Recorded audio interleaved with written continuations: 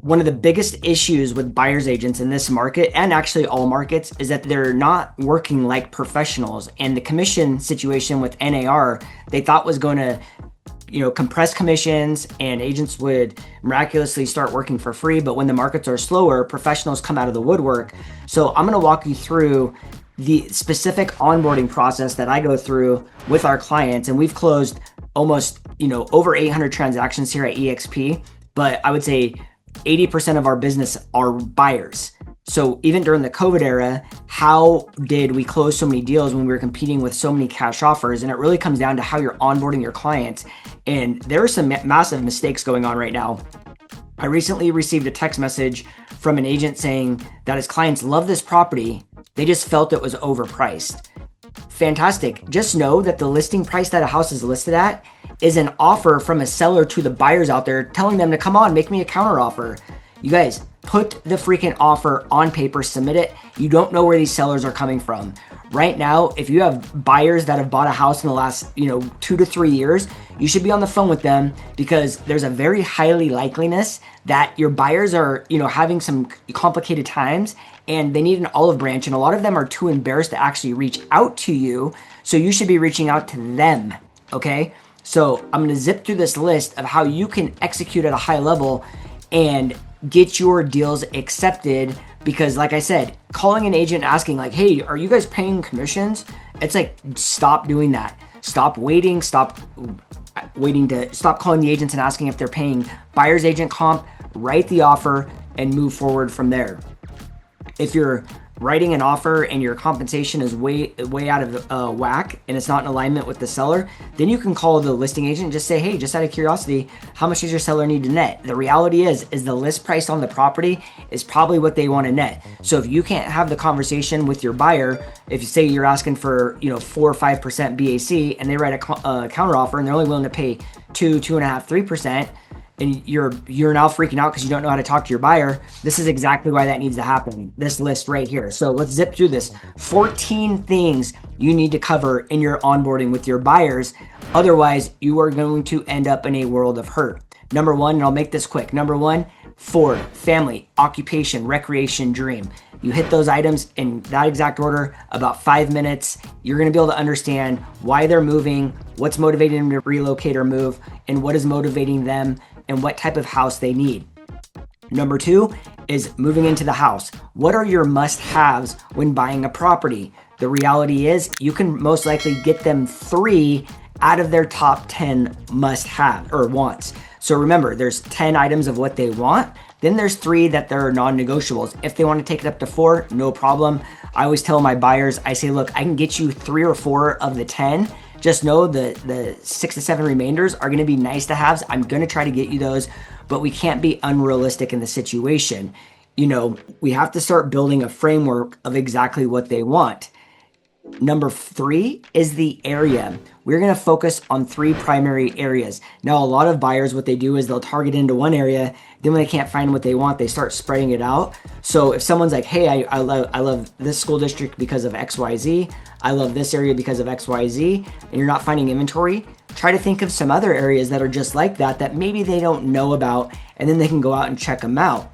That moves us into number 4, which is once you have this information, the types of houses they want, and the areas they want, you can then put them into your CRM and let them know they're going to start receiving listings. Now, because of your must-have list, they might not be getting the houses and they might not be exactly identical to what they're seeing in their search of what they want. So you need to let them know, hey, we're at the mercy of the way the listing agent put this into the system. So if you need 4 bedrooms, I'm going to set it up to 3 in case the house has a bonus because you told me that you would do 3 plus a bonus.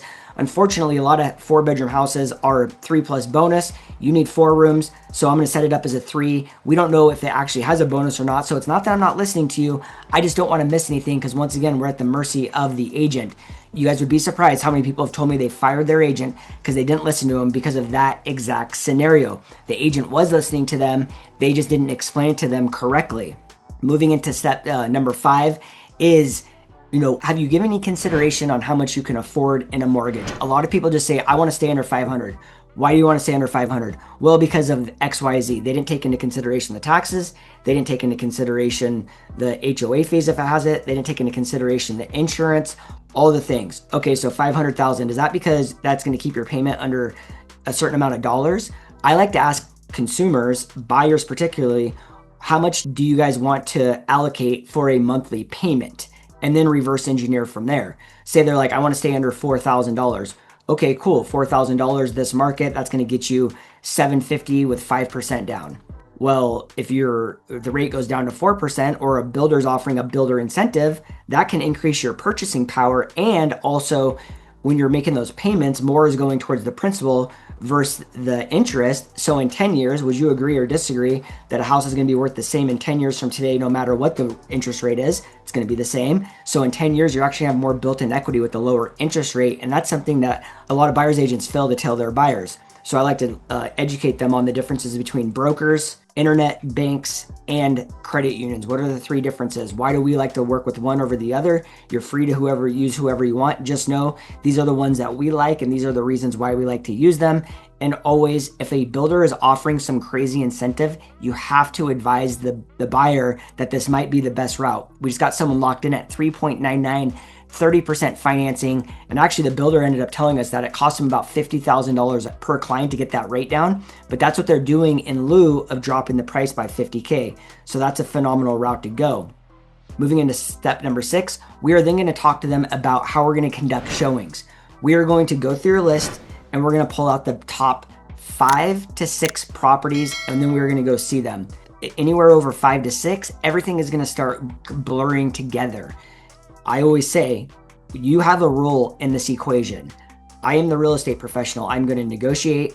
I'm going to set up showings. I'm going to write the contracts. We're going to do all of these things. We don't have the number one person on our team to get the property, and that is the home picker, and that is what your rule is. However, a lot of people want to go out and see 10, 20, 30, 40 homes because they haven't dialed in exactly what they want. They haven't figured out the area, and they haven't figured out all the things that leads us to getting to see the home. So if they're at the stage where they're still saying they want to see 30 or 40 homes, they haven't been walked through this process, and we just don't do it. We're going to show them, if we go out and we see the 6 homes and they're like, none of these really work, because what they start doing is they start giving up. And it doesn't mean that their list can't stay fluid and change. You just need to remind them, hey, you said that you needed oak colored cabinets and these ones are white. Are you willing to change that now? Well, I'm not really, no, but I really would just like to see this house. Well, if they have an open house or whatever, you can go check it out. But unfortunately, it's like asking a lawyer to do certain things. If you want to charge them for just going out and showing you homes, then you can have a different conversation. But just remember, it's our job to execute their mission and their goal, and it's our job to keep them on track. That was actually my number 7, which is assigning them a role in the process, and it's making them be the home picker. Let's just stay on this for a second longer. When you're assigning their jobs and you're giving them their duties, hey, I'm going to open the door. You're going to go into the house. You're going to take a look around. You're going to feel the flow. You're going to see if this is all good. I don't need you to look at the furnace. I don't need you to look at the HVAC. I don't need you to do anything. Focus on the property. All of those other things we have professionals for. We have inspectors. We have an appraiser. We have, if we need a sewer scope done, radon, whatever specialty items are needed for inspectors in your area, you want to leave those to the professionals. A lot of times buyers, especially husbands and in-law fathers, love to blow up deals. I don't know why. It makes them feel validated. It's ridiculous. So I'll just call it at the beginning. Hey, Joe, I know you're a contractor. Nothing is going to be to your standard. I can already tell you. So if this ends up being the house, guess what? You can go crazy. You can get it up to your standards. We'll get an inspector and make sure that they installed everything correctly and it's to the standards of what they say it is. So your standards might be a totally different situation, but you need to address this in your guys' process. Otherwise, it's going to create a problem down the road. So moving into number 8, it's when you guys find the one and you're going to write an offer. You're going to explain to them, you're going to call the listing agent. You're going to get all of the information. Your job as an agent, you are not going to call a listing agent to ask them any information about the property unless you are writing an offer. It drives me crazy when buyer's agents call me and they're like, hey, can we get some information on this property? Well, is your buyer's writing an offer? Well, they're considering writing an offer. Okay, call me back when they decide that they're writing an offer. Otherwise, we're wasting all of our time here. Because what a buyer is trying to do in that situation is they're trying to talk themselves into buying the house and it'll never close. One of the craziest things ever is I had this buyer that saw one of my listings and the buyer's agent said, I've been working with these clients for 5 years. They even wanted to see it on Christmas Day for like the fourth time. And my broker said, look, they're never going to buy this house. They're trying to convince themselves to buy it. It's never going to work. Cut bait. And that's exactly what we did. They never bought the house. I guarantee you 5 years now, that was 5 years ago. I bet 10 years now later, from when the buyer's agent started working with them, she's probably still working with them. So remember, you're going to explain to them exactly what you're doing to get the offer. And then you're going to explain to them what you're going to do once you get the offer accepted. And you're going to then relay to them, hey, you are not married to this house. We still have our inspections. We still have all of the timelines. Once again, if the house is in the condition they said and it's the value of which they said it is, then yes, we can move forward. But there's a lot of ways that this deal can go sideways. You want to set their expectations up with the inspections, which is number 10. What happens if their offer gets declined? Some buyers take it very personal. So you have to let them know, hey, I have a very high success rate. If you want this house, I'm going to get it for you. That, a lot of buyers are like, I'm just hiring you because I want the best deal. Well, what does the best deal mean to you? Does that mean that you're going to get the house for the best value, the lowest price off the list price, or is it getting the house of your dreams no matter what the price is? Because if you want to get a big deal, a big value off the home, a big discount, then let's go find the most overpriced homes on the market and write lowball offers and see what we can put together. Because that's the only way you're going to typically get big prices off. So when they're like, I want a deal, I want a deal, I want a deal, go play in the investors pool and go risk some money out there. But this is not the place to buy these properties unless people are way overpricing their homes. Number 11, you're going to discuss the inspection timelines. In my market, it's 10 days for standard inspections.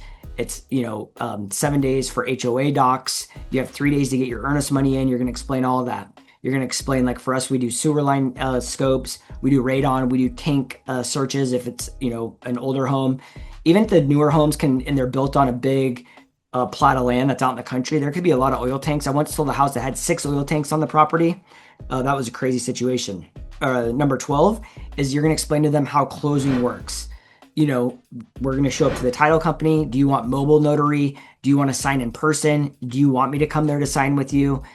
Blah, blah, blah, blah, blah. You want to talk to them exactly what's going to happen on the day of close. And once the deal has been funded and we have recorded, we are going to give you the key.